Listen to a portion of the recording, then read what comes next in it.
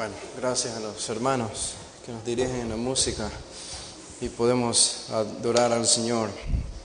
Hermanos, pueden abrir sus Biblias en el libro de Lucas, en el capítulo 2. El día de hoy vamos a estudiar y enfocarnos en los versículos 32 al 34. 32 al 34, mientras algunos hermanos festejan las fiestas julianas en algún lugar del Ecuador. Vamos a leer este pasaje y la semana pasada, si ustedes recuerdan, hicimos una introducción de este texto, más enfocándonos en el versículo 32 y aplicándolo a la situación presente en la que los cristianos estamos viviendo, de reciente persecución, una por lo menos que amenaza a los cristianos. Y este es un pasaje entonces que se aplica perfectamente a nuestra situación, y más o menos estuvimos hablando de cuál es la situación que nuestro mundo vive y cómo podría eso representar una amenaza para la iglesia nuestra en un futuro cercano. Así que este pasaje tiene una aplicación para nosotros, pero el día de hoy lo que vamos a hacer es estudiarlo desde la perspectiva de Jesús y de sus discípulos, como ellos lo habrían entendido. Vamos a estudiar, en otras palabras, la naturaleza de este pasaje. Dice el versículo 32, Lucas 12, 32, no temáis, manada pequeña, porque a vuestro Padre le ha placido daros el reino.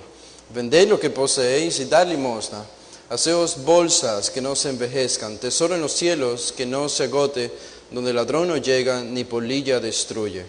Porque donde está vuestro tesoro, allí estará también vuestro corazón. No se olviden, si escuchan algo raro en la voz o en el parlante, déjenme saber para avisar a Stalin y Stalin pueda arreglarlo en cualquier momento. Pero este es el pasaje que tenemos, 3 versículos del 32 al 34, y una de las cosas que hace Jesús aquí, como inicia en el versículo 32, repitiendo la misma admonición que ha dicho ya unas 3 o 4 veces anteriormente en este mismo pasaje: no teman, no teman. Y los discípulos tenían muchas razones humanas por las que temer. El contexto de este pasaje es la persecución. La persecución quizá no se repite de manera tan explícita en este pasaje, la palabra persecución, pero esto es el hilo conductor en realidad de todo el capítulo 12, desde que comenzamos a estudiarlo, desde el versículo 1 en adelante. Es la gran instrucción de Jesús a sus discípulos y cómo ellos debían responder a un mundo hostil. Para ellos eran las autoridades religiosas en Palestina que los iban a perseguir, los gentiles que los iban a perseguir. Ellos iban a ser próximamente mártires.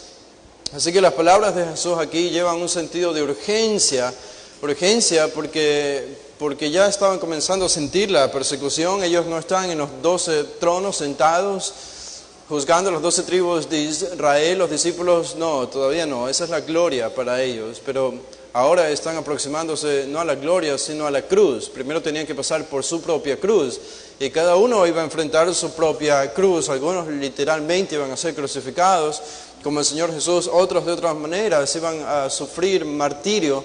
Pero este es el contexto. Jesús los está preparando para el martirio. Jesús los está preparando no solo para ser buenos mártires, sino para plantar el fundamento de la iglesia naciente en medio de la persecución, porque es aquí donde Dios se glorificaría más por medio de ellos. Siempre ha sido así en los siglos pasados de la historia de la iglesia. Tenemos que Dios más se ha movido en medio de la persecución y ha dado su gracia a diferentes naciones para que, a pesar de la falta de la persecución, también puedan experimentar algún tipo de avivamiento.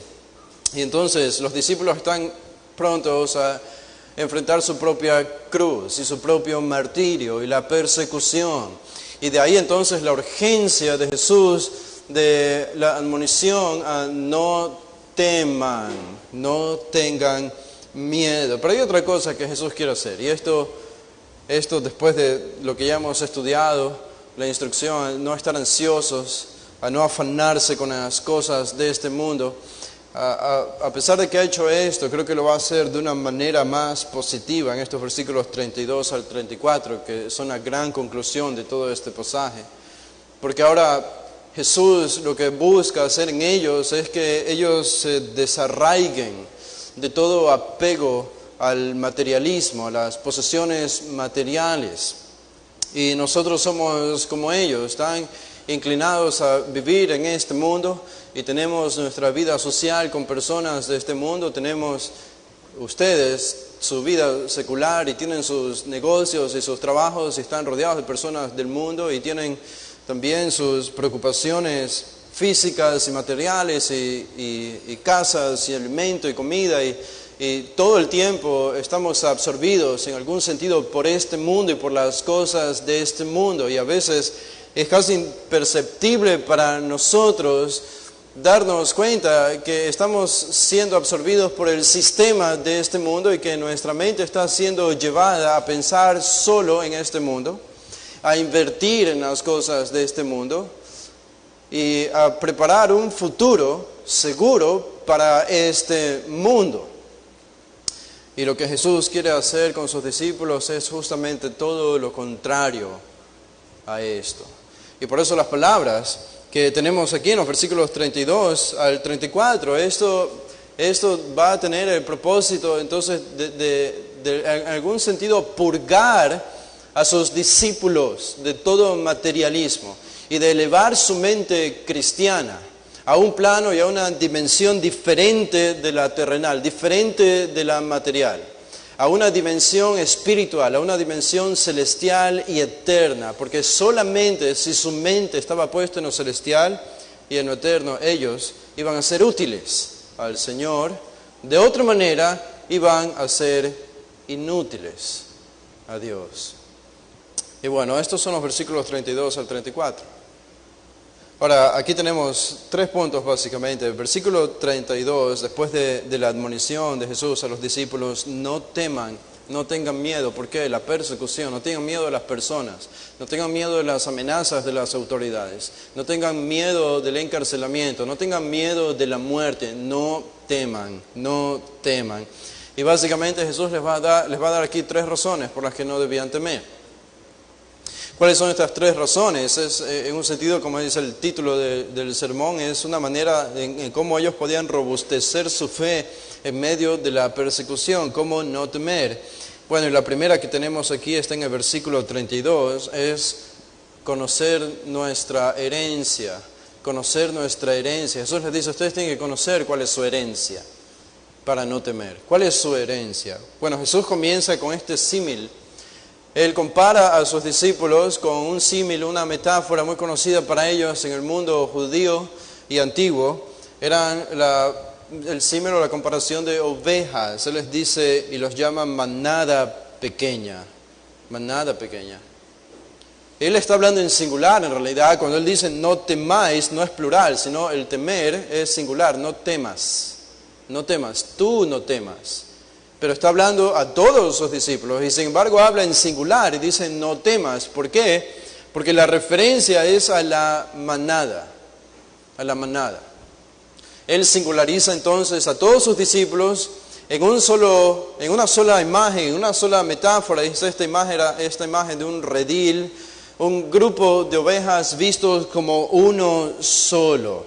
Y hay varias cosas que comunican esta imagen. La semana pasada vimos el gran cuidado y amor de Dios. No pretendo repetir todos estos pasajes que revisamos la semana pasada, especialmente Ezequiel 34, cuando se implementa esta misma metáfora de Dios como el pastor de Israel cuidando de sus ovejas, curando a la perniquebrada, cargándolas en su regazo, en su brazo, dándoles el alimento, proveyendo sus necesidades, guardándoles de las amenazas y los enemigos. Esto es lo que hacía un pastor de ovejas y todo esto lo encontramos. Es una imagen bastante conocida en el Antiguo Testamento. Pero hay algunas cosas que comunican esta metáfora manada pequeña que ellos habrían entendido. En primer lugar, Jesús les estaba diciendo con esto, ustedes son como las ovejas. Ustedes son como las ovejas. Eso significa que tenían la tendencia a descarriarse. Tenían la tendencia a descarriarse porque esta es la tendencia de las ovejas. Esta entonces es nuestra tendencia. Estamos con la inclinación continua a descarriarnos del camino. Y Jesús les dice, ustedes son ovejas, ustedes tienen la tendencia a descarriarse. Por eso en Isaías 53, en ese famoso pasaje donde se promete la futura venida del Mesías y su obra en la cruz, dice el versículo 6, como ovejas descarriadas, ¿se acuerdan? Como ovejas descarriadas. Si tenemos la misma imagen en Mateo, en el capítulo 18, se utiliza otra vez y aparece la misma imagen del descarrío de las ovejas aquí. En Mateo 18, versículo 12, ¿qué os parece? Dice Jesús, si un hombre tiene 100 ovejas y se descarría una de ellas. ¿Se acuerdan de esta parábola? La idea entonces de una oveja descarriada es tan natural, es casi como un sinónimo de oveja, el ser descarriado o ser desorientado. Para algunos de nosotros eso también es un sinónimo, ser desorientado, literalmente hablando. Pero en un sentido moral, Jesús está diciendo a sus discípulos, ustedes son como ovejas, ustedes tienen la tendencia a descarriarse. Hay otra cosa que comunica esta imagen de ovejas o manada pequeña. Ustedes son indefensos, Jesús les dice. Ustedes son indefensos, como las ovejas lo son vulnerables, no tienen la capacidad de defenderse a sí mismos de sus enemigos. Necesitan un protector, un defensor, un justiciero que esté detrás de ustedes. Necesitan un pastor con un cayado en su mano, con un palo en su mano, dispuesto a pegar y a derrotar a todo enemigo que se atreva a acercarse a una de estas ovejas. Esta maravillosa imagen la tenemos en Juan 10, de Jesús presentándose a sí mismo como el buen pastor, y Él dice, yo soy el buen pastor, yo soy el pastor, el buen pastor. Hay otra cosa que comunica esta imagen, y es, a pesar de que son algunas realidades negativas para nosotros como ovejas o para los discípulos, pero sin embargo, Él les llama manada, les llama un redil. No los trata en plural, sino en singular, vistos como una unidad. Es decir, ellos son identificados por algo que tienen en común. Y lo que tienen en común es que pertenecen al pastor. Cuando Jesús pronunció las palabras, yo soy el pastor de las ovejas, el buen pastor, en Juan 10, eso ocurrió antes de este pasaje.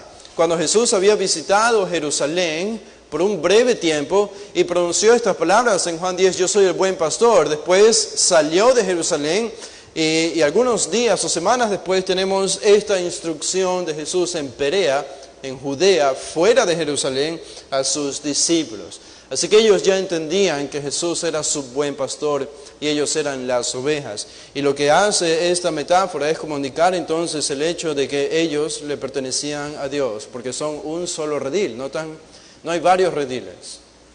No hay varias manadas en el pueblo de Dios. Al final, aunque tengamos distinciones teológicas y diferencias, algunas separaciones denominacionales, y estas separaciones en la gran mayoría son necesarias. Nosotros no podríamos adorar en un mismo culto con los pentecostales. Para mí sería muy difícil por lo menos, pero si reconocemos que algunos pentecostales son verdaderamente salvos, entonces ellos son ovejas de Dios como nosotros somos ovejas de Dios en la mente del Señor. Entonces somos un solo redil, un solo pueblo, y eso comunica la idea de pertenencia. Hay algo interesante, no tienen que buscarlo, yo se los puedo leer en el libro del profeta Miqueas, en el capítulo 2, en el versículo 12, dice, esto es lo que ellos habrían entendido cuando Jesús comunicó la metáfora de manada pequeña. En Miqueas 2:12 dice, de cierto te juntaré todo, dice Dios, oh Jacob, recogeré ciertamente el resto de Israel, lo reuniré como ovejas de Bosra, como rebaño en medio de su aprisco, harán estruendo por la multitud de hombres. Los reuniré como ovejas, los reuniré como ovejas. Y Jesús acá, en el Nuevo Testamento, les llama, ustedes son mis ovejas, las que Él ya ha comenzado a reunir. Así que ellos tienen un pastor, no están solos. Ustedes son vulnerables, ustedes son indefensos, ustedes son débiles y propensos a descarriarse y desorientarse moralmente del camino. Pero ¿saben una cosa? Ustedes tienen un pastor. No están solos. No están solos.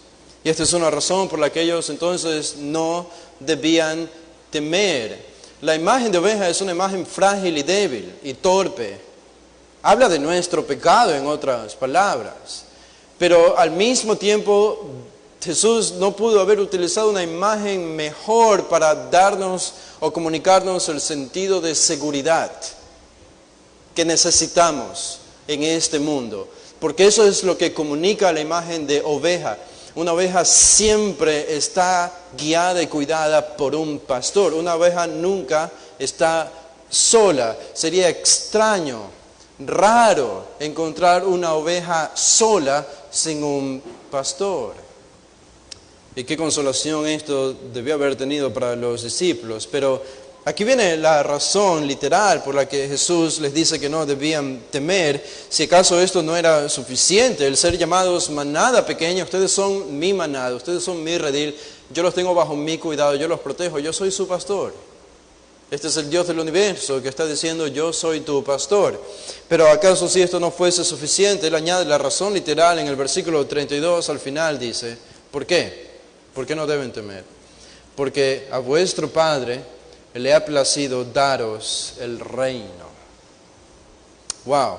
Porque a vuestro Padre le ha placido daros el reino. Literalmente, el énfasis está puesto aquí en la palabra placido. Literalmente dice, le plació a su Padre darles el reino. Y nosotros tenemos que hacernos entonces la pregunta, ¿a qué se refiere Jesús con el reino? ¿Qué significa el reino? El Padre le ha placido dar a sus discípulos el reino. Yo pienso que nosotros estamos allí con ellos también, que hemos recibido este reino. Esta no es una promesa solo o únicamente para los discípulos, sino también para nosotros, los cristianos del siglo XXI. Pero ¿qué quiso decir Jesús con que el Padre le ha dado el reino a sus discípulos? Bueno, en el siglo XIX, en el siglo XX, en la teología liberal, hubo un empuje, un movimiento bastante fuerte de parte de teólogos liberales diciendo que el reino de Dios significaba que Cristo viene a gobernar en nuestro corazón. No es una realidad literal, no es una realidad física o material y no es una realidad futura o escatológica. Ellos decían es una realidad presente y es espiritual. Cristo viene a morar en nuestro corazón, Él gobierna ahora nuestra vida y entonces lo que nosotros tenemos que hacer es vivir moralmente, con la moral de Jesús y con la ética de Jesús. Debemos imitar las buenas cosas que hizo Jesús aquí en la tierra. De eso ellos decían se trata el cristianismo, ser como Jesús, ser como Jesús. Y ellos pensaban en un futuro utópico para el mundo porque ellos creían que este mensaje de Jesús, si nosotros hacíamos nuestro trabajo como cristianos en imitar a Jesús en su moralidad y en su ética, que al final el mundo nos iba a seguir en este mismo ejemplo, este mismo modelo de moralidad y ética, y iba a convertir el mundo entero en un mundo utópico, lleno de virtud, lleno de piedad. Esto fue en los 1900, comenzando los 1900, terminando los 1800. Pero las dos grandes guerras del siglo XX destruyeron esta noción de las personas, porque las dos grandes guerras, Primera y la Segunda Guerra Mundial, comunicaron al mundo y a los cristianos y a los teólogos liberales de que el mundo no va para nada bueno. El mundo y las personas del mundo no se dirigen a una utopía moral y ética de Jesús. Todo lo contrario. Esto demostró la depravación de la humanidad.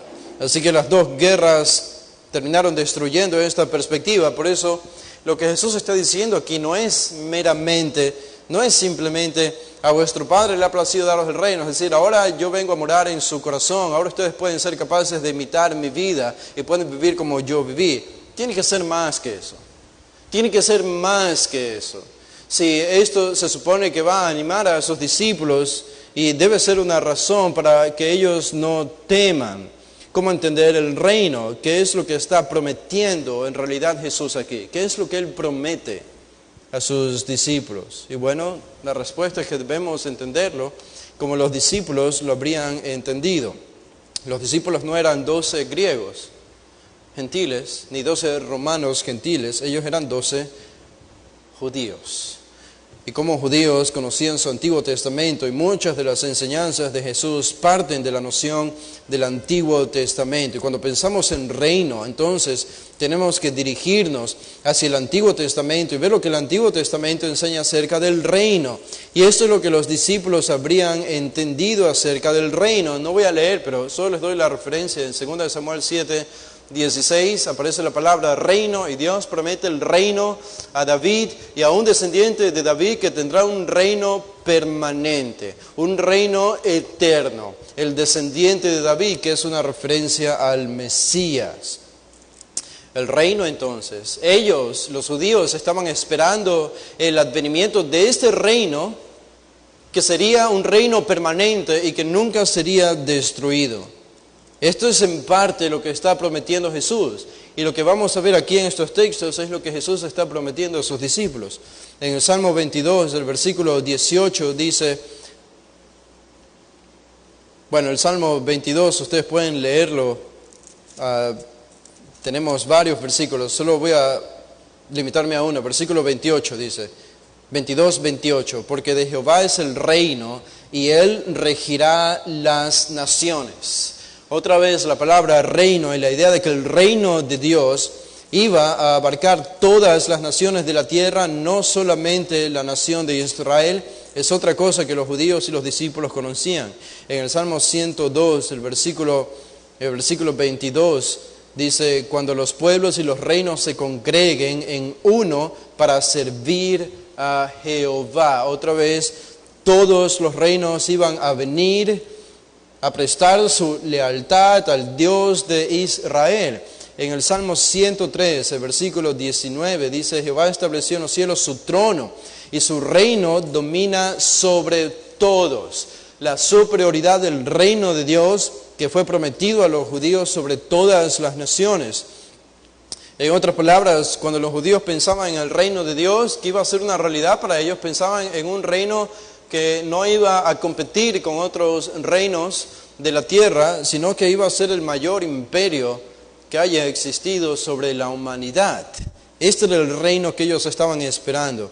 En el Salmo 145, en el versículo 11 dice, 145:11, la gloria de tu reino digan y hablen de tu poder, para hacer saber a los hijos de los hombres sus poderosos hechos y la gloria de la magnificencia de su reino. Tu reino es reino de todos los siglos y tu señorío en todas las generaciones. La supremacía del reino de Dios. No tendremos tiempo, pero el Salmo número 2 es cuando el Hijo recibe el reino de la mano del Padre. Y entonces el Hijo recibe la heredad de todas las naciones de la tierra. Y el Hijo juzga todas las naciones de la tierra. Y dice en el versículo 10 del Salmo 2, ahora pues, oh reyes, sed prudentes, admitid amonestación, jueces de la tierra, todos los reyes de la tierra. Servid a Jehová con temor y alegraos con temblor, honrad al Hijo para que no se enoje y perezcáis en el camino, pues inflama de pronto su ira. Es la promesa aquí entonces de que Cristo va a heredar todos los reinos de la tierra y Él va a regir, Él va a dictar las normas y va a guiar a todas las naciones de la tierra. Y cualquier nación que se atreva a rebelarse contra Él va a sufrir la ira inmediata del Hijo. Esto es lo que va a ocurrir en el reino milenario. El Salmo 2 es una referencia al reino milenario. Toda esta riqueza de lenguaje acerca del reino tenemos en el Antiguo Testamento. Y solo para ir terminando con un par de referencias más, en el libro de Isaías, en el capítulo 2, dice el versículo 1, Isaías 2:1, lo que vio Isaías, hijo de Amós, acerca de Judá y de Jerusalén, acontecerá en lo postrero de los tiempos, que será confirmado el monte de la casa de Jehová como cabeza de los montes, y será exaltado sobre los collados, y correrán a él todas las naciones. Los discípulos sabían esto, que en algún momento el reino de Israel iba a estar por encima de todos los reinos de la tierra, y los reinos de la tierra vendrían a Jerusalén para adorar a la casa de Jehová. Dice el versículo 3, y vendrán muchos pueblos, y dirán, venid y subamos al monte de Jehová, a la casa del Dios de Jacob, y nos enseñará sus caminos, y caminaremos por sus sendas, porque de Sión saldrá, esta es Jerusalén, Sión, saldrá la ley, y de Jerusalén la palabra de Jehová. Y el versículo 4, y juzgará entre las naciones, y reprenderá a muchos pueblos, y volverán sus espadas en rejas de arado, y sus lanzas en hoces. No alzará espada nación contra nación, y se adiestrarán más para la guerra. Así sabemos que no estamos ahora en el reino milenario, porque ahora hay guerras. Y aquí lo que promete el profeta Isaías es que en el reino milenario no habrá guerras, porque Cristo será el único rey que gobierne todas las naciones. Tenemos la grandiosa promesa de Isaías en el capítulo 9, en el versículo 7. Dice en el versículo 6, yendo un poco más al centro de este reino futuro para Israel y para el mundo, dice Isaías 9:6, porque un niño nos es nacido, hijo nos es dado, y el principado, este es el reinado, esto es un rey, el principado sobre su hombre. En otras palabras, el profeta está diciendo, van a ser un rey, y se llamará su nombre admirable, consejero, Dios fuerte, Padre eterno, príncipe de paz. Lo dilatado de su imperio y la paz no tendrán límite sobre el trono de David y sobre su reino, disponiéndolo y confirmándolo en juicio y en justicia desde ahora y para siempre. El celo de Jehová de los ejércitos hará esto. Este es el Mesías, un linaje de David. Se levantará, nacerá como un bebé y se convertirá en el rey de Israel y será el emperador de todo el mundo. Y en su imperio habrá paz, absoluta paz. Todo esto conocían los discípulos. Y tenemos también Isaías el capítulo 11. Él juzgará, dice el versículo 4, con justicia a los pobres, y arguirá con equidad por los mansos de la tierra, y herirá la tierra con la vara de su boca, y con el espíritu de sus labios matará al impío, y será la justicia cinto de sus lomos, y la fidelidad ceñidor de su cintura. Y todo su pueblo retornará, de todas las naciones, como aparece en el versículo 11. La vaca en el versículo 6, el lobo con el cordero morarán, el leopardo con el cabrito se acostará, el becerro y el león y la bestia doméstica andarán juntos, y un niño los pastoreará. Es decir, este es un mundo antinatural para nosotros, es antinatural para nosotros, pero la corrupción del pecado va a ser revertida en el reino del Mesías, va a ser revertida de tal manera que los animales no se van a matar entre sí como ahora, y la vaca y la osa pasarán, sus crías se echarán juntas, y el león como el buey comerá paja, y el niño de pecho jugará sobre la cueva del áspid, de la serpiente, y el recién destetado extenderá su mano sobre la caverna de la víbora. No harán mal, ni dañarán en todo mi santo monte, porque la tierra será llena del conocimiento de Jehová, como las aguas cubren el mar. Y les dejo con esta última referencia para terminar. Podríamos, en verdad, añadir muchas más, pero solo remitiéndonos o limitándonos a Daniel, en el capítulo 4, el versículo 3, dice, cuán grandes son sus señales y cuán potentes sus maravillas. Su reino sempiterno, y su señorío de generación en generación. Fueron las palabras de Nabucodonosor acerca del reino de Dios. Bueno, esto es lo que ellos debieron haber entendido. Entonces, cuando Jesús dice a sus discípulos en el versículo 32, porque le plació a vuestro Padre darles el reino. ¿Qué reino? ¿Alguna dominación imperial invisible? y no manifestada, que solo se limita al corazón de los discípulos, que nadie más puede ver. No, ya han visto todo lo que enseña el Antiguo Testamento acerca del reino de Dios. Muy contrario a algo invisible y limitado a las personas que son el pueblo de Dios.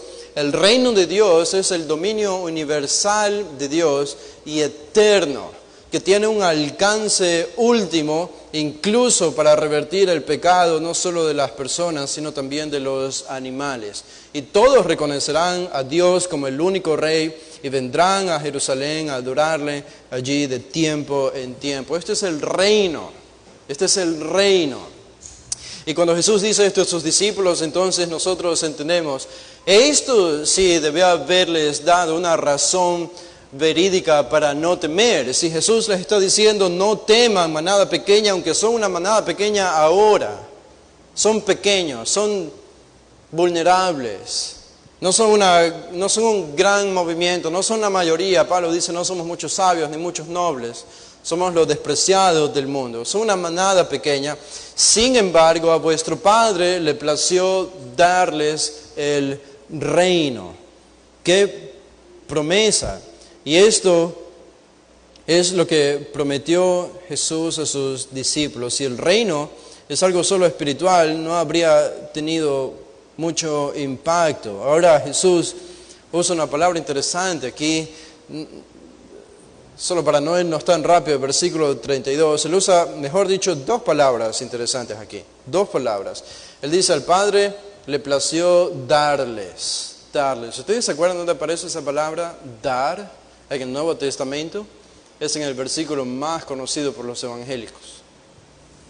Juan 3:16, porque de tal manera amó Dios al mundo que ha dado a su Hijo unigénito, para que todo aquel que en Él cree no perezca, sino que tenga vida eterna. Dios dio a su Hijo. Pablo dice en Romanos, si Dios nos ha dado a Cristo, Él no va a guardarse nada más que nos tenga que dar. Nos ha dado a Cristo. Esta palabra de dar aplicada a Dios habla de su naturaleza. Habla del amor que Él tiene hacia su pueblo, hacia esta manada pequeña, porque Él ha decidido dar. Es la palabra didomi, que comunica generosidad, que comunica amor, comunica esta imagen de alguien que da de manera desprendida, sin egoísmo. Esta es la idea. No es meramente una disposición que tiene que cumplir, sino que es un regalo de amor que Él entrega. Esto significa entonces que Dios ha dado su reino, no obligado por algún estándar externo a Él o superior a Él, sino que esto ha nacido de sus mismas fibras internas. Dios da, porque Él es amor, y el amor siempre da, el amor siempre entrega. Esa es la mayor evidencia y la más evidencia material que podemos encontrar del amor es en el dar, Y esto es lo que vemos en Dios. Él dio a su Hijo. No dio lo que menos le costó, Él dio lo que más le costó, fue su Hijo. Y el mismo Hijo, el mismo Cristo dice, yo pondré mi vida por ustedes, yo daré mi vida por ustedes. Él se dio a sí mismo. Dice Pablo, Cristo entonces no dio lo que menos le costaba, dio lo que más le costaba, que fue su propia vida. Fue su propia vida. Así que el dar es una de las manifestaciones más elocuentes de amor, porque comunica el desprendimiento del yo para privilegiar a otro, y en este caso a otro inferior a Dios. Este es el modelo superlativo que encontramos en Dios en Juan 3:16, en Juan 3:35. Qué consolación para los discípulos. Hay una imagen que se comunica cuando Jesús estaba en el huerto de Getsemaní, esa tensión que había en la mente de Jesús, que nosotros estamos lejos de comprender, porque solo Él sabía lo que estaba a punto de sufrir a las manos de un padre airado, en una ira eterna, en un furor que no tiene fin. Y se acuerdan cuando Jesús estaba allí postrado en el huerto de Getsemaní, Él oró: Señor, si puedes, si se puede, pase de mí esta copa. Si se puede, pase de mí esta copa. Pero no se haga lo que yo quiero, sino lo que tú. Y es en esa tensión que encontramos en el corazón de Jesús, en la mente de Jesús humano, luchando por un lado la agonía, el afán, la ansiedad de saber lo que significaba sufrir bajo la ira de su padre, pero por otro lado saber que para eso había sido enviado aquí a la tierra y que era su misión. Allí encontramos la manifestación del amor de Jesús. Porque Jesús finalmente terminó diciendo: pero no se haga mi voluntad, sino la tuya. No evite yo la cruz, no evite yo tu ira, sino que yo sufra tu ira, finalmente, porque es tu voluntad. Y en esa decisión encontramos la mayor manifestación del amor de Cristo hacia nosotros. Porque en ese momento entonces Él tomó las riendas de su propia carne y entregó su vida en la cruz y a la ira del Padre. Jesús está entonces reafirmando aquí a sus discípulos el amor de Dios, el amor del Padre por ellos, pero lo hace y les dice porque Él les ha dado el reino. Pero Jesús no se limita a esto, sino que Jesús dice cómo el Padre les da el reino a sus discípulos. Y entonces aparece este verbo importante en el versículo 32. Ya sé que me estoy quedando demasiado tiempo en el versículo 32, pero ya vamos a salir de aquí. Y es la palabra placido. A Él le plació. A Él le plació. En otras palabras, no fue algo obligado. No fue a regañadientes. Esta palabra eudokein comunica la manera más fuerte del lado emocional del amor de Dios. Esta palabra tiene una fuerte carga emocional cuando se habla de la elección de Dios, de la decisión de Dios, de la voluntad de Dios. Hay varias palabras para referirse a la voluntad de Dios o la decisión de Dios o el deseo de Dios. Bueno, esta de aquí es la que mayor carga emocional tiene. Eudokeion. Dios se deleitó en darles el reino. A Dios le plació darles el reino. A Dios le provocó una gran sonrisa en su rostro, darles a ustedes el reino. Similar a otros textos que encontramos en la Biblia, pero esta palabra hace referencia a este amor libre de Dios. No impulsado por nada externo a Él, sino solamente por su misma naturaleza. Él se regocija en darnos lo que tiene más valor para Él, que es su Hijo y su reino gobernado por su Hijo. Esto es lo que Él ha prometido.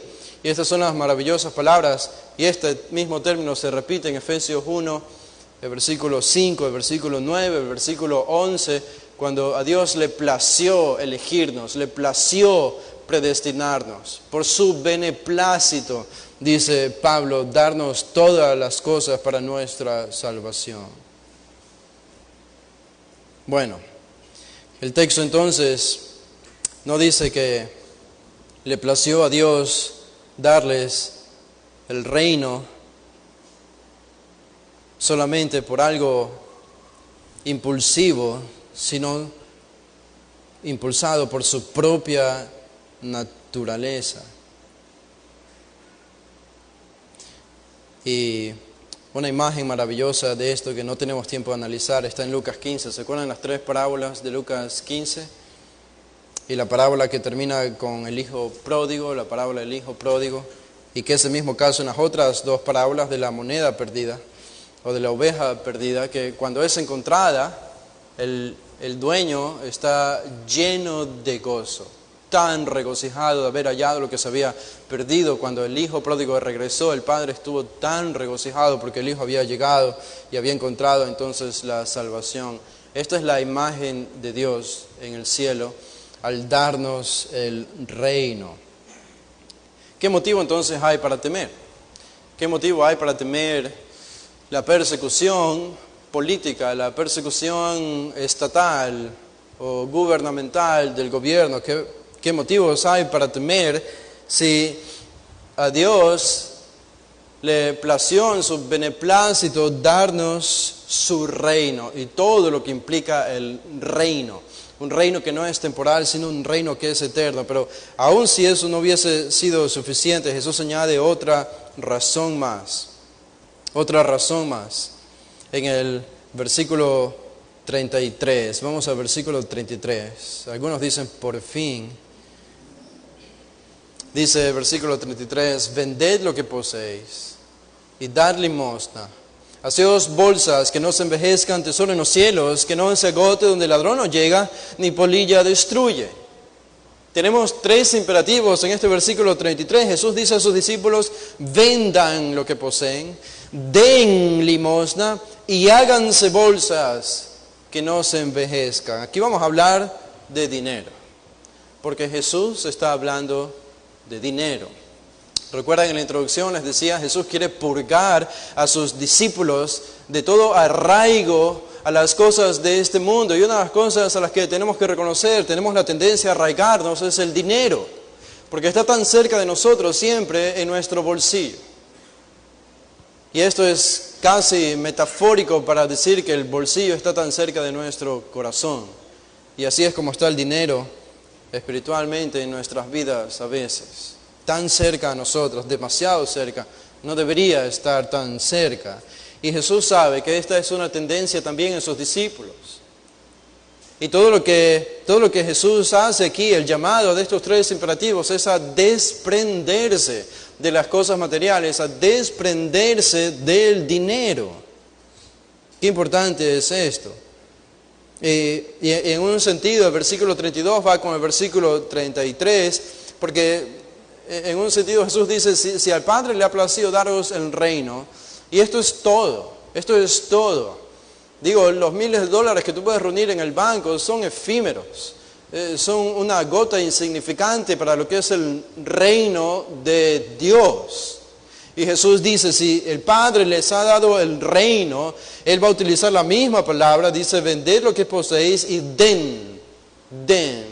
El hijo debe actuar como su padre. Si el padre les da el reino, los hijos también deben dar. Y es lo que Jesús dice aquí. En primer lugar, el primer imperativo, dice Jesús, vended lo que poseéis. Vended lo que poseéis. ¿Qué significa esto? ¿Qué significaba esto para los discípulos? Vender las posesiones, vender sus propiedades, vender lo que ellos tenían. Jesús no especifica qué posesiones, la palabra es hiparjo, uparjo, es simplemente lo que tienen, sus pertenencias. Podía ser cualquier cosa, podía ser una referencia a cualquier artículo, alguna propiedad, casa o pertenencias que ellos tenían en su hogar, cualquier cosa. Pero este es el llamado de Jesús, vendan lo que tienen, vendan lo que tienen. ¿Cómo debemos entender esto? ¿Qué es lo que ellos debían hacer? Bueno, en primer lugar, nunca debemos espiritualizar el texto. Algunos espiritualizan la Biblia y dicen, bueno, esto es muy difícil, suena muy radical que Jesús diga esto a sus discípulos, así que debe significar algo de lo que dice, y nosotros decimos, no, significa exactamente lo que dice. Jesús está diciendo a sus discípulos, vendan lo que tienen. En otras palabras, es literal, sí, es literal, no es algo espiritual, es algo literal.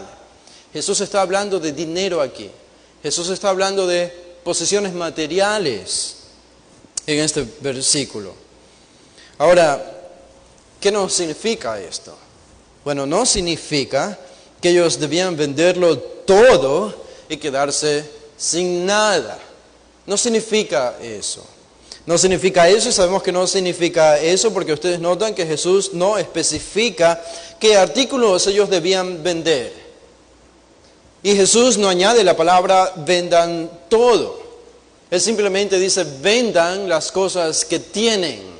no vendan todo lo que tienen. Es decir, hay una diferencia allí. Pienso yo que hay una libertad allí. Hay una libertad que Jesús está dando a sus discípulos en elegir qué es lo que ellos podían vender y qué es lo que no podían vender. Ellos habrían tenido sus propias familias a las que mantener, sus esposas, probablemente hijos, ahora o en el futuro. Y Jesús no esperaba que ellos viviesen en la calle. Ellos necesitaban para sus necesidades.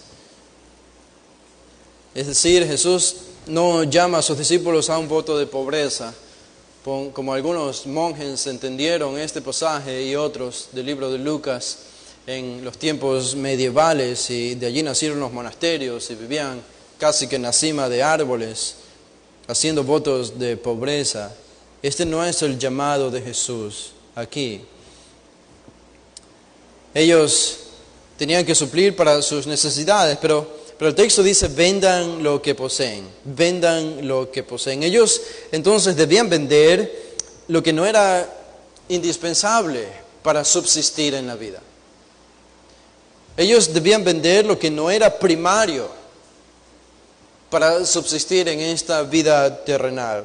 Es decir, si tenían algo que no necesitaban, pero que era de su pertenencia, entonces el llamado de Jesús era a que lo vendiesen para que utilicen ese dinero, y como él dice en la segunda admonición del versículo 33, con ese dinero den limosna, porque el primer imperativo nos lleva al segundo. ¿Cómo iban a obtener dinero? Vendiendo lo que tenían, y con ese dinero podían dar limosna. Debemos entender algo importante aquí, que los discípulos estaban viviendo a las vísperas de una persecución y a las vísperas de su propio martirio después de unos años de comenzar la iglesia. Así que Jesús sabía esto. Jesús está hablando casi como con el contexto de, como nosotros lo haríamos ahora, de la segunda venida, como Pablo hace en 1 Corintios 7, también la urgencia de la segunda venida de Cristo, la urgencia de la persecución, la urgencia del martirio de cada uno de los 12 discípulos. Y a la vista de todo esto, entonces no había ni siquiera tiempo para acumular más riquezas aquí en la tierra, no había tiempo para dedicarse a los negocios. Ellos eran 12 discípulos y 12 apóstoles que habían sido llamados por Jesús al ministerio a tiempo completo. No tenían trabajo secular. Ellos dependían de las ofrendas de las personas, como los pastores el día de hoy en la iglesia. Y esto ha sido así por diseño divino, no por invento de líderes, sino por diseño divino. ¿Cómo se vería esto ahora en nosotros? ¿Cómo se vería esto ahora en nosotros? Es para muchos un poco difícil entender esto, pero creo que tenemos el perfecto modelo en la iglesia del libro de los Hechos. Y noten esta referencia. En Hechos, el capítulo 4, el versículo 32, dice: así aplicaríamos lo que Jesús dice a sus discípulos a nuestra vida, porque esta es la vida de la iglesia. Dice Hechos 4:32, y la multitud de los que habían creído era de un corazón y un alma, y ninguno decía hacer suyo propio nada de lo que poseía. Estos no eran solo apóstoles, eran los hermanos de la iglesia, dice, sino que tenían todas las cosas en común. Tampoco era comunismo esto. Pero dice el versículo 33, y con gran poder los apóstoles daban testimonio de la resurrección del Señor Jesús, y abundante gracia era sobre todos ellos. Ahora ustedes saben por qué los apóstoles podían hacer esto en el versículo 33, ¿no? ¿Por qué podían con gran poder dar testimonio de la resurrección del Señor Jesús, y abundante gracia era sobre todos ellos? ¿Por qué podían dedicarse a la predicación de la palabra? Porque el versículo 32 estaba allí. Porque los hermanos de la iglesia estaban apoyando con sus ingresos para sostener a estos hombres y a compartir con las necesidades de los demás. Eso nos lleva al versículo 34, dice: así que no había entre ellos ningún necesitado, porque todos los que poseían heredades o casas las vendían y traían el precio de lo vendido. Estos no son hermanos que tenían una propiedad, la vendían para traer el dinero a la iglesia, y ellos se iban a vivir como en Los Ángeles están viviendo ahora miles de mendigos en la calle sostenidos por el Estado.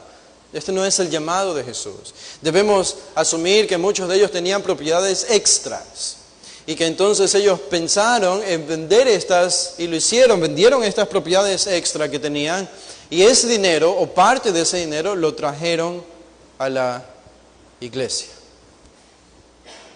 Dice el versículo 35, y lo ponían a los pies de los apóstoles. Los apóstoles eran confiables.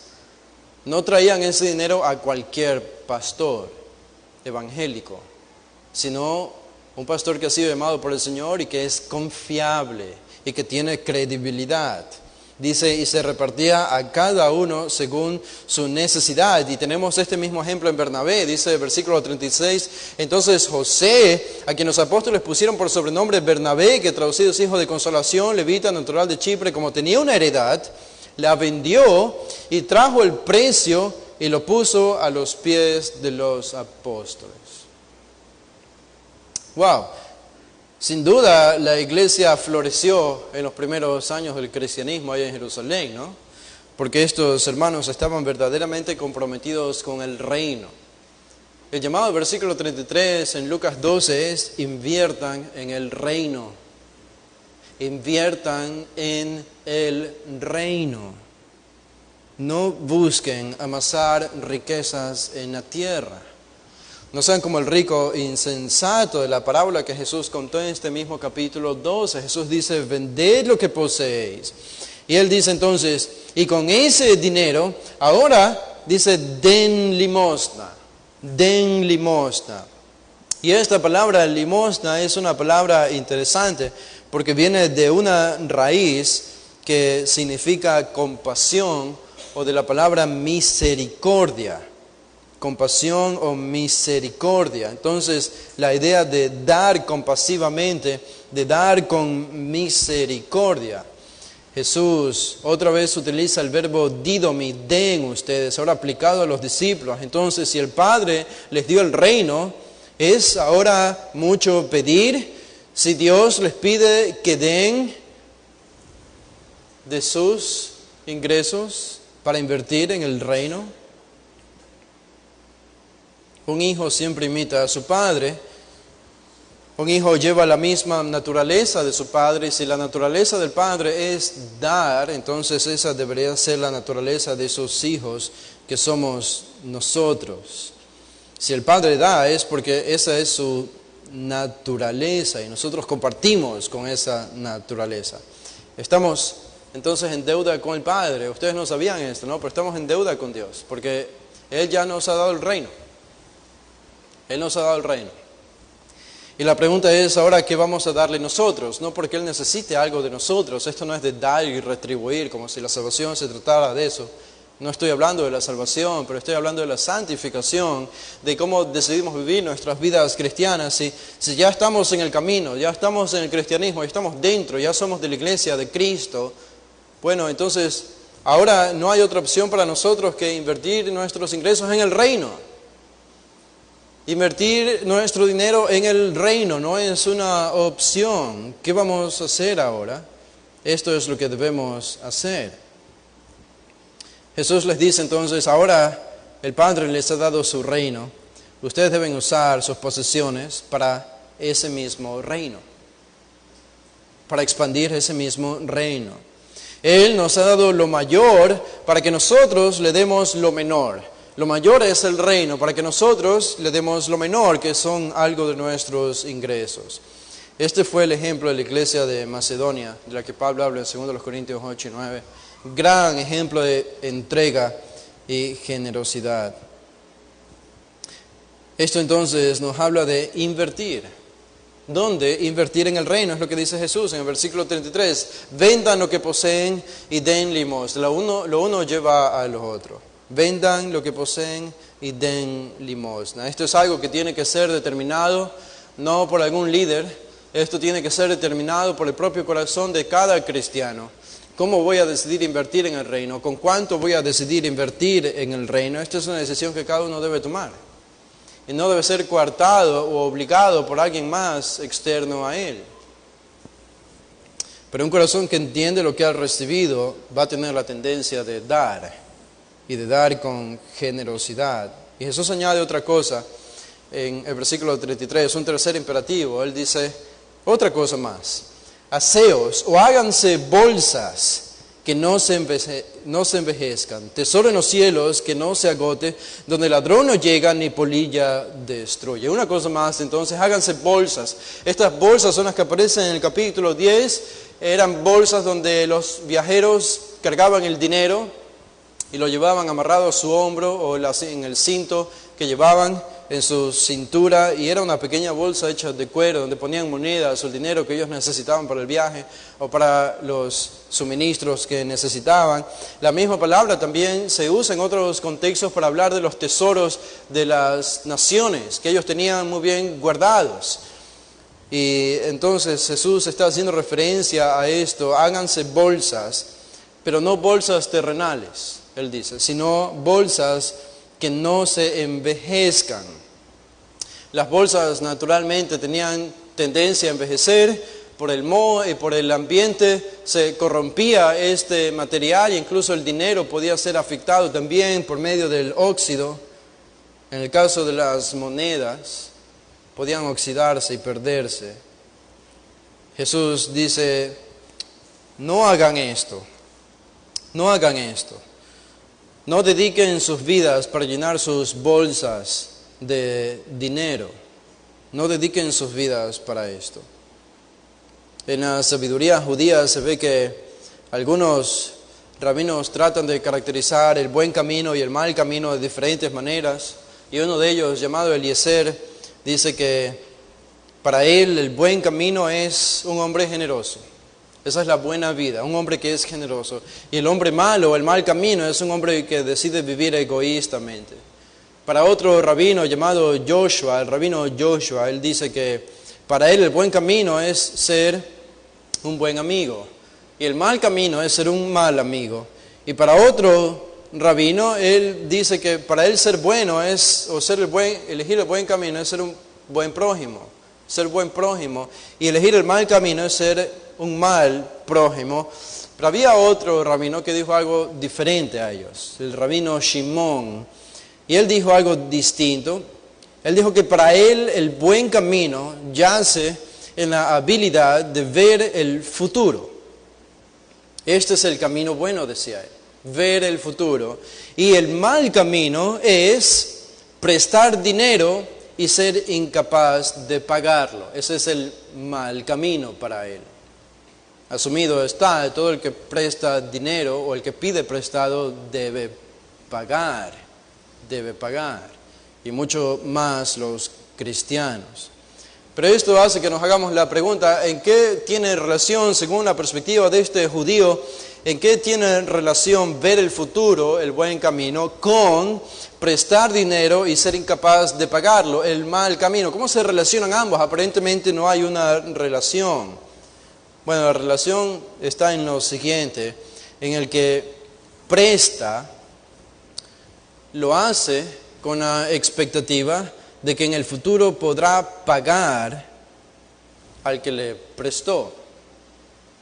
Con esa expectativa él pide prestado, pensando que él podrá en el futuro devolver ese dinero al que se lo prestó. Pero, diría este rabino, ¿acaso esto no requiere que sea capaz de ver el futuro? Y esa es la razón entonces por la que el rabino dice: el buen camino yace en ver el futuro, ver el futuro. ¿Qué tiene que ver esto con lo que estamos diciendo? Jesús dice: inviertan, porque cuando uno invierte, la misma palabra invertir en el mundo de los negocios implica que tú vas a recibir algo a cambio. Tú vas a recibir algún bien con intereses o lo que sea. Invertir. Jesús no está diciendo regalen el dinero. Él está diciendo inviertan el dinero, pero inviertan el dinero en lo que es más seguro. ¿Acaso no es más seguro invertir el dinero en el cielo que invertirlo en la tierra? Si somos sabios, sabemos que el dinero invertido en la tierra se va a quedar en la tierra. Pero el dinero invertido en el cielo va a permanecer para siempre como un tesoro para nosotros. Y por eso Jesús añade esto al final del versículo 33. Él dice: hagan tesoro en los cielos, que no se agote. Dos características tienen este tesoro en los cielos y por eso es mejor que el tesoro en la tierra. Dice, este tesoro no se agota, no se agota. Este tesoro permanece por siempre, es inextinguible, inacabable, es continuo y permanece para siempre este tesoro. Es decir, en otras palabras, cuando tú decides invertir en el reino por medio de la iglesia, estás acumulando tesoros en el cielo y ese tesoro no se va a envejecer. Ese tesoro no va a ser comido por el ambiente o no va a desaparecer. Ese tesoro va a permanecer allí, no se va a agotar. Y añade Jesús otra característica más de este tesoro. Dice, donde el ladrón no llega, ni polilla destruye. Este es el tesoro en el cielo. Cuando decidimos invertir en el reino, entonces tenemos un tesoro que no se acaba, que siempre va a estar allí. Y tenemos un tesoro que no va a ser afectado por nada externo. El ladrón no va a llegar allí. La palabra que usa Jesús para ladrón, aquí hay dos palabras.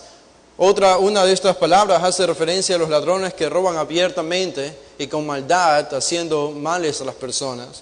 Pero la palabra que usa aquí para ladrón es el tipo de ladrón que roba a escondidas, en la noche. Habían ladrones que se metían en las casas, hacían agujeros en las paredes de las casas, se metían allí y robaban el dinero de las personas en el tiempo de Jesús. Y Él está diciendo, si ustedes invierten en el reino, los ladrones no van a llegar allí. Y otra cosa más, las polillas tampoco. Las polillas destruyen. Las polillas comen todo lo que hay a su paso. Las polillas podían comer las bolsas donde estaba el dinero, el óxido afectaba las monedas que estaban allí. Las polillas comían no solo en la bolsa del dinero, podían comerse literalmente pertenencias lujosas que judíos tenían escondidas en sus casas. Y por tenerlas mucho tiempo en un mismo lugar, esto no era imposible para las polillas tan pequeñas que sí podían entrar allí y comerse literalmente lo que ellos tenían de tanto valor escondido. Jesús dice, es ilusorio, es ilógico, no tiene sentido, no tiene sentido. Las personas buscaban y siguen buscando todo tipo de métodos para salvaguardar su riqueza. En ese tiempo ellos, para no perder su dinero, invertían en cambistas o depositaban el dinero en templos religiosos, pensando que los ladrones no iban a entrar donde habían ídolos. Y allí a veces metían sus dineros para guardarlos seguros. Habían ladrones que no tenían ningún escrúpulo y entraban a estos templos a robar dinero. Otros trataban de enterrarlo bajo tierra para esconder su dinero. Otros lo metían en cuevas y lo escondían allí. Sin embargo, ninguno de estos lugares era lo suficientemente protegido para la polilla. La polilla. Este animal que los guayaquileños conocemos muy bien en el verano o el invierno, ya no sé aquí qué vivimos, pero cuando llueve y hay mucha humedad, el invierno nos hace ver estos animales que son llamados mariposas nocturnas. Mariposas de la noche, son de la misma familia de las mariposas, pero la característica es que cuando son larvas, comen todo lo que hay a su paso. Incluso las pertenencias valiosas, destruyen todo lo que es de valor. Y Jesús dice, eso es lo que va a pasar con su dinero al final. Todo su dinero invertido aquí en la tierra, al final, quizá no mientras ustedes vivan, probablemente no, ojalá que no, pero al final todo el dinero invertido aquí en la tierra va a ser comido por la polilla o robado por los ladrones. Y Jesús dice, ¿no es acaso mucho más lógico entonces invertir en el reino de Dios? Porque después de todo es a esa ciudad donde nosotros vamos. A esa ciudad vamos a vivir para el resto de nuestra eternidad, a la nueva Jerusalén celestial. Y cuando decidimos invertir en el reino desde la tierra, estamos acumulando tesoros en esa ciudad que nos espera eternamente. Esto es algo importante para nosotros, es algo importante para nuestra vida. Entendemos entonces lo que es hacer tesoro en los cielos, es invertir en el reino, es hacer tesoro en el cielo. Cuando usas tus posesiones, tus ingresos, tus riquezas, y apartas una cantidad de todo eso para invertirlo en el reino. Eso es hacer tesoro en los cielos. Es a veces ayudar a otros hermanos de la misma iglesia, porque ellos son nuestra prioridad, cuando hay necesidad. Jesús no nos llamó a erradicar la pobreza del mundo, ese no es nuestro llamado. Pero proveer las necesidades de los hermanos de nuestra iglesia, sí. Es hacerse la pregunta, ¿cómo puedo usar mi dinero de tal manera que el Evangelio brille más? ¿Cómo puedo usar mis ingresos y mis pertenencias de tal manera que Dios sea más glorificado, que Cristo sea más honrado y que la iglesia sea más bendecida? ¿Cómo puedo usar mi dinero para que la palabra de Dios sea más predicada y más pecadores sean salvados? Y la respuesta a esta pregunta debe ser determinada por nuestro corazón y las circunstancias que estamos viviendo, pero debemos aprender a hacerlo. Recuerdo una familia muy generosa y que eran aventajados en lo económico también, y ellos tenían un hábito frecuente de donar una cantidad de dinero a un ministerio cristiano. Y lo que sucede es que este ministerio cristiano, yo sabía esto, no tenía la mejor doctrina. Y yo pensaba, yo dentro de mí decía, esto en un sentido es un desperdicio, es un desperdicio. Porque hay iglesias y ministerios, aunque pocos, que representan a Dios mucho mejor porque tienen una doctrina saludable, líderes saludables.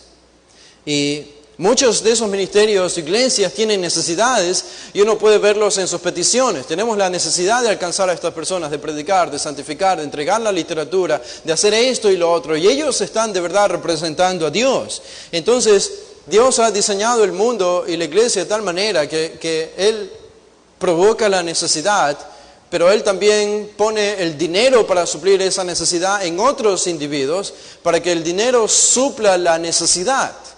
Y el problema es que la falta de discernimiento, o la falta de fe, o el egoísmo hace que en lugar de que el dinero supla la necesidad de este ministerio bíblico y sano, se vea interrumpida. Y este dinero va dirigido a otros ministerios que no representan bien a Dios.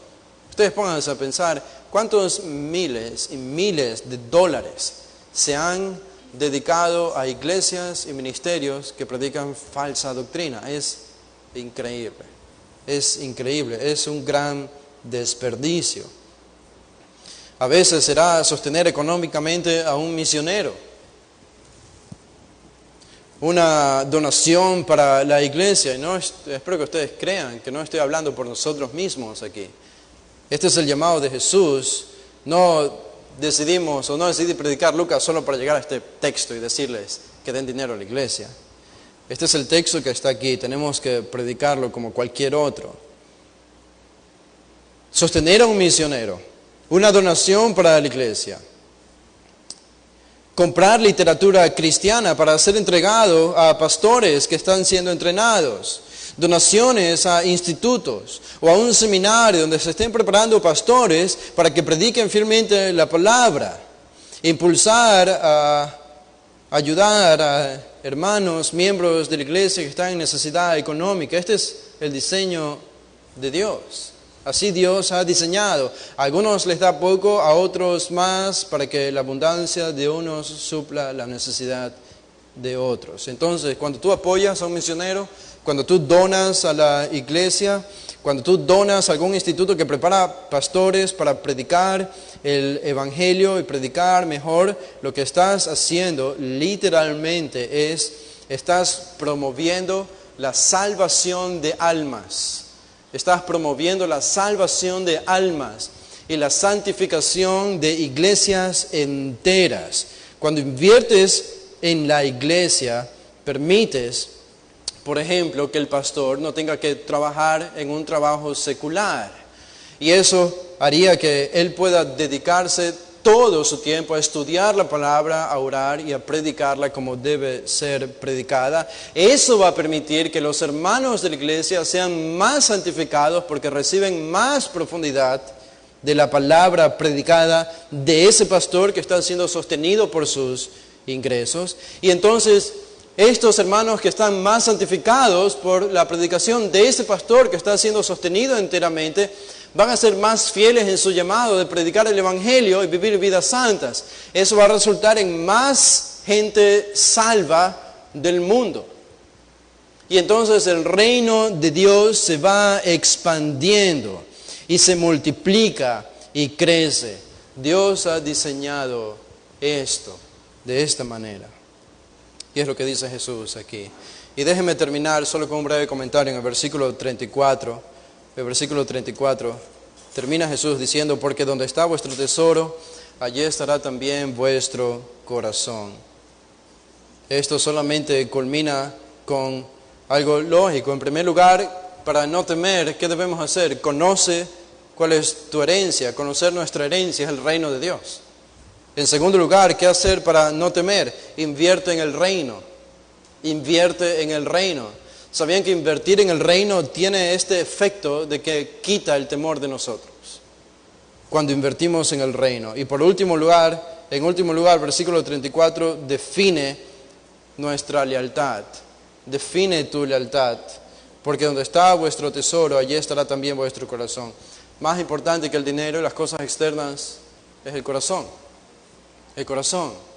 Y todo lo que Jesús dice en el versículo 33 es una manifestación de lo que dice el versículo 34. El 34 es el gran principio, el gran axioma que se repite. Y por eso debemos creer. Jesús dijo estas palabras a sus discípulos, pero nosotros estamos allí. ¿Cómo sabemos esto? Porque la razón es el versículo 34. Y el versículo 34 es un axioma que no se aplica solo a los discípulos, sino a todos los cristianos. Donde está tu tesoro, es lo que más amas, es lo que más deseas hacer. Allí estará también tu corazón. En otras palabras, muéstrame a alguien que invierte su dinero en el mundo y te diré, he ahí un cristiano mundano o un cristiano profesante. Pero muéstrame a alguien que invierte su dinero en el reino. Entonces, este es un cristiano que ha entendido bien su llamado. Esto es lo que está diciendo Jesús aquí. Dios paga, Dios sabe cómo pagar. Y la forma en la que Él paga es inagotable. Es segura. Dice, hay un texto, un versículo en el libro de los Proverbios, en el capítulo 19, el versículo 17, dice, Proverbios 19, 17, a Jehová presta el que da al pobre, y el bien que ha hecho se lo volverá a pagar. Proverbios 19, 17. Esto va a reflejar la actitud de nuestro corazón. Es un asunto de lealtad. Si somos leales a Cristo y a su reino, bueno, nuestros intereses van a estar dirigidos a su reino. Si no, van a estar dirigidos al mundo. ¿Qué es lo que consume más tu mente? ¿Qué es lo que consume más tus intereses, tus deseos? ¿Qué es lo que consume más tus anhelos? Bueno, eso va a ser demostrado por el versículo 33. ¿En dónde estás invirtiendo lo que el Señor te da? Qué gran aliento para no temer en medio de la persecución. Parecería que son dos temas no relacionados, no invertir en el reino y cómo eso nos ayuda a no temer. Pero como les decía, cuando invertimos en el reino, esto tiene el efecto de privarnos del temor, porque estamos ocupados con nuestra mente, no en lo que vamos a sufrir, sino en lo que vamos a ganar, porque estamos trabajando e invirtiendo para el reino. Nuestra mente está ocupada en estas cosas celestiales. Vamos a orar para terminar. Me pasé un poco el tiempo, perdón, pero Padre, gracias te damos por este tiempo, Señor. Gracias por tu palabra y por tu dirección. Gran consolación encontramos en las palabras de Jesús a sus discípulos y te pedimos, Señor, ayúdanos en nuestras flaquezas y debilidades. No nos has llamado a hacer un voto de pobreza, ni nos has llamado a ignorar las necesidades de nuestra familia, sino todo lo contrario, pero a reconocer también, Señor, que lo extra que tenemos deberíamos utilizarlo para invertirlo en el reino. El tiempo es corto para nosotros, la persecución se avecina y es más urgente. Entonces el llamado de Jesús, como era para sus discípulos, para nosotros también, y tenemos la confianza de que tenemos tu reino, porque lo hemos recibido todo ya, porque así le plació a nuestro Padre. Gracias, Señor, por esta gran promesa. Nos encomendamos en tus manos, Señor, en el nombre de Jesús. Amén. Pueden ponerse de pie, hermanos, vamos a hacer una oración para despedirnos. Señor, te damos gracias por este tiempo y por tu bondad mostrada a nosotros. Señor, ahora despídenos con tu cuidado y protección, nuestro regreso a casa y nuestro inicio de semana. Bendice este tiempo de comunión que vamos a tener. Lo pedimos en el nombre de Jesús. Amén.